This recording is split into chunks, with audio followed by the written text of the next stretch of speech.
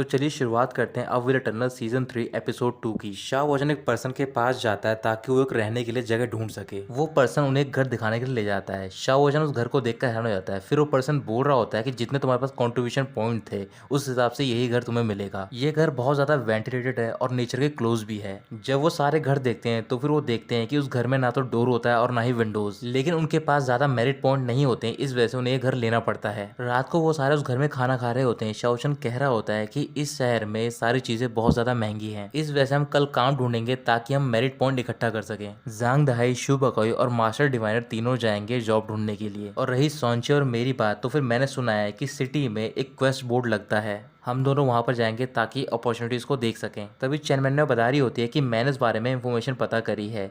वो जो बोर्ड होता है वो फिक्स टाइम पे ही ओपन होता है और वो कुछ फिक्स नंबर की क्वेस्ट को ही रिलीज करते हैं। जो पहले आता है उसे ही वो क्वेस्ट मिलती है। सारी क्वेस्ट 3 लेवल में डिवाइडेड है, A B C. Rank A का रिवॉर्ड सबसे ज्यादा है और वो सबसे ज्यादा डेंजरस भी है, और जो बी और सी है वो ज्यादा सेफर है।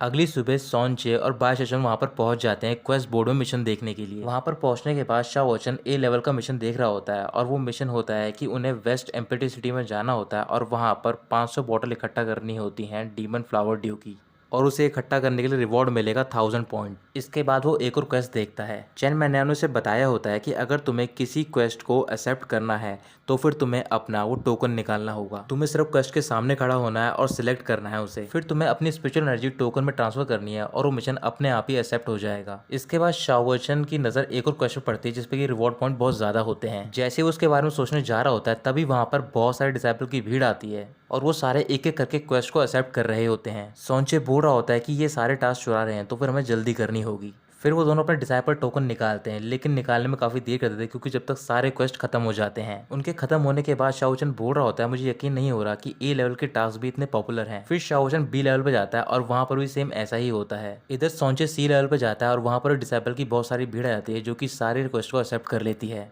रात को वो दोनों घर में होते हैं। सोनचे गुस्से में बोल रहा होता है कि हमें एक क्लास सी का टास्क भी नहीं मिल पाया, मुझे लग रहा है कुछ गड़बड़ है।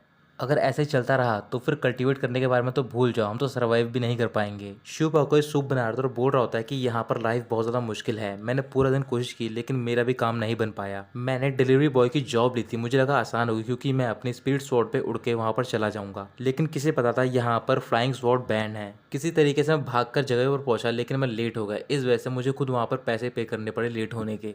मास्टर डिवाइनर बोल रहा होता है कम से कम तुम्हें जॉब तो मिली, मेरे को तो वो भी नहीं मिली। मास्टर डिवाइनर एक रेस्टोरेंट में जाता है और वहाँ पर जो ओनर होता है उसे पूछ रहा होता है तुम्हारे क्या स्किल्स हैं। मास्टर डिवाइनर बता रहा होता है कि मैं फॉर्च्यून टेलिंग में स्किल्ड हूँ, साथ ही में मैं अकाउंट भी संभाल सकता हूँ और लोगों के चेहरे पढ़ सकता हूँ। ओनर चिल्लाकर मना कर देता है और बोल रहा होता है कि तुम्हारे स्लाई और स्नेकी लुक से लोग डर जाएंगे, मुझे तुम्हारी जरूरत नहीं है। इसके बाद मास्टर डिवाइनर एक और जगह पे जाता है लेकिन वहां पर भी उसे लात मार के बाहर निकाल दिया जाता है। मास्टर डिवाइनर शिव बगल को सामने रो रहा होता है और बोल रहा होता है मैं तो सिर्फ जॉब ढूंढने के लिए गया था लेकिन उन्हें मुझ पर पर्सनल अटैक किया है, तुम मुझे बताओ मेरे अपीयरेंस के बारे में। शिव बकोई कुछ भी नहीं कहता। फिर वो जांग दाई से पूछ रहा होता है उसके बारे में। जांग दाई कह रहा होता है मेरा हाल तो और भी ज्यादा बुरा था। अचानक से शाओचन सोचने लगता है और बोल रहा होता है ऐसा लग रहा है कि हमें कोई जानबूझकर टारगेट कर रहा है। सोंचे बाहर जा रहा होता है तभी अचानक से वो गिर जाता है क्योंकि वहां पर मॉस प्लांट होते हैं चारों ओर। मास्टर डिवाइनर बोल रहे होते हैं जब मैं वापस आया तब मैं भी फिसल गया था। उसी टाइम शाओजन को आइडिया आता है, फिर वो सबको अपने पास बुलाता है और कुछ बातें बता रहा होता है। अगली सुबह सोनचे, जांग दाये और मास्टर डिवाइनर तीनों क्वेस्ट बोर्ड के सामने खड़े होते हैं एक डंडा लेकर। कुछ ही देर बाद वहां पर डिसाइपल आना स्टार्ट कर देते हैं और वो हंसकर उनकी ओर देख रहे होते हैं। जैसे ही वो क्वेस्ट बोर्ड के पास आते हैं वो वहीं पर फिसलकर गिर जाते हैं क्योंकि रात को उन्होंने जितने भी मॉस प्लांट होते हैं उनके घर के आसपास सारे इकट्ठा करके यहाँ पर फैला दिए होते हैं ताकि वो सारे डिसाइपल क्वेस्ट बोर्ड के पास ना पहुंच पाए। मॉस प्लांट बहुत ज्यादा स्लिपरी होते हैं, कई सारे डिसाइपल कोशिश कर रहे होते हैं लेकिन जो भी पास पहुंचते हैं उन्हें सोंचे डंडे से दूर फेंक देता है। सारे डिसाइपल के गिरने के बाद शाओ वचन एक काइट के जरिए ऊपर से आ रहा होता है क्वेस्ट बोर्ड के पास। फिर वो अपना डिसाइपल टोकन निकालता है और साथ ही में जांग दाई, सोंचे और मास्टर डिवाइनर भी टोकन निकालते हैं। जैसे ही वो टास्क एक्सेप्ट करने जा रहे होते हैं तभी अचानक से वो सारे टास्क गायब हो जाते हैं और वहाँ पर चारों ओर चेन आ जाती है। उसी टाइम वहाँ पर एनलाइटमेंट हॉल के 3 डिसाइपल आते हैं और बोल रहे होते हैं कि ये एरिया बंद कर दिया गया है। शाओचन कह रहा होता है कि ये तीनों बिल्कुल एग्जैक्ट टाइम पर आए हैं। तभी वहीं पास में एक डिसाइपल होता है और ये सब देख रहा होता है। एनलाइटमेंट हॉल के डिसाइपल पूछ रहे होते हैं कि ये सब किसने किया है, तो फिर वो सारे डिसाइपल बता रहे होते हैं ये सब इस लड़के ने किया है, यानी कि शाओचन ने। एनलाइटमेंट हॉल का डिसाइपल कह रहा होता है कि तुम तीनों को मिलकर ये मिशन प्लाजा साफ करना होगा और साथ ही में तुम्हें फाइन भरना होगा ऐसा मेरिट पॉइंट।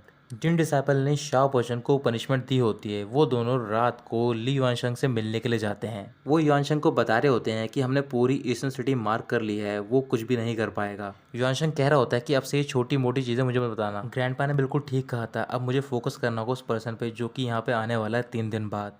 शाओ वोशन घर पर होता है और वो देख रहा होता है कि मास्टर डिवाइनर भूख की वजह से बेहोश हो जाता है। फिर वो अपने मन में कह रहा होता है कि हम कोई जॉब भी नहीं ढूंढ पाए और ना ही हमें कोई मिशन मिल पाया। भूख से बचने के लिए हम सारे मेडिटेशन कर रहे हैं। अब मुझे पक्का यकीन हो गया है कि हमें कोई जानबूझकर टारगेट कर रहा है, लेकिन हम यहाँ पर बैठकर सिर्फ अपनी मौत का इंतजार नहीं कर सकते हैं। तभी वो खड़ा होता है और सबसे कह रहा होता है कि मेरे पास एक आइडिया है। अगर हमारा यहाँ पर लक काम नहीं कर रहा है इस सिटी में, क्यों ना हम नॉर्थ सिटी में जाएं और भी कई अपॉर्चुनिटीज तलाशने में। कोई भी कुछ नहीं बोलता। शाओचन बोल रहा होता है कि मेरे पास कुछ हब्स भी है जिन्हें कि हम ट्रेड कर सकते हैं। तभी सोनचे गुस्से में शाओचन के पास जाता है और उससे बोल रहा होता है कि अब बहुत हो गया है, मैं यहाँ पर अपनी पावर बढ़ाने के लिए आया था। इस वजह से मैं अपनी स्ट्रेंथ पर रिलाय करूंगा ताकि मैं रेनबो के पास पहुंच सकूं। अभी ये सारे रेनबो के 3rd लेवल पे होते हैं, यानी कि अर्थ लेवल पे। स्टारी स्काई और डाउ पोलैरिटी सेक्ट में 3 लेवल होते हैं। फर्स्ट लेवल जो कि सबसे हाईएस्ट होता है वो 1 रेनबो से बना होता है, दूसरा 2 रेनबो से, और जो तीसरा होता है वो 4 रेनबो से बना हुआ होता है। सोनचे कह रहा होता है कि मैं खुद अपनी प्रॉब्लम सॉल्व कर लूंगा, और ये कहकर वो वहाँ से चला जाता है। फिर चैनमैनो खड़ी होती है और बोल रही होती है चलो इसे यहीं पर खत्म करते हैं, और वो भी बाहर की ओर जा रही होती है। ये देखकर शुबाकोई मास्टर डिवाइनर की ओर देखने लग जाता है क्योंकि वो बेहोश होता है। शाओ वोचन चैनमैनो को रोकने की कोशिश करता है और बोल रहा होता है तुम्हें क्या हुआ, क्या तुम मुझ पर ट्रस्ट नहीं करती हो।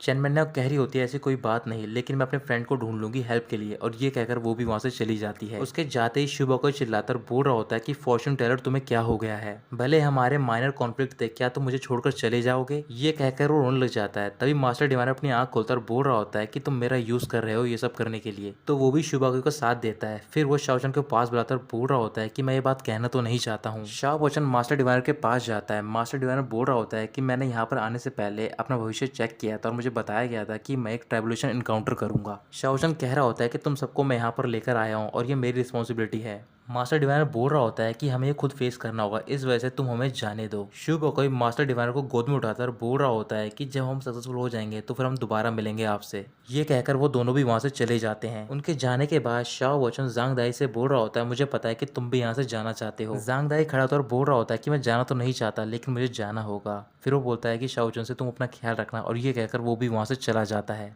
उनके जाने के बाद शाओचन बाहर निकलता है और बोल रहा होता है कि वो सारे लोग चले गए हैं, अब मैं यहाँ पर अकेला ही बचा हूँ। कुछ देर बाद मास्टर डिवाइनर शुबाकोई, जांग दाई और चैनमैनो जय पर मिल रहे होते हैं। चैनमैनो कह रही होती है अगर हम ये कर रहे हैं क्या ये बुरा नहीं होगा। शुबाकोई कह रहा होता है कि अगर हमने ऐसा नहीं किया तो फिर हम अपने साथ में शाओ वोचन को भी ड्रैग डाउन करेंगे। उसके पास एबिलिटी है कि वो हमारे बिना भी सर्वाइव कर पाएगा। चैनमैनो कह रही होती है ठीक है, हम अभी यहाँ से चले जाते हैं और अपने सर्वाइव करने का कोई तरीका ढूंढते हैं, फिर हम आखिर में मिलेंगे रेनबो पे।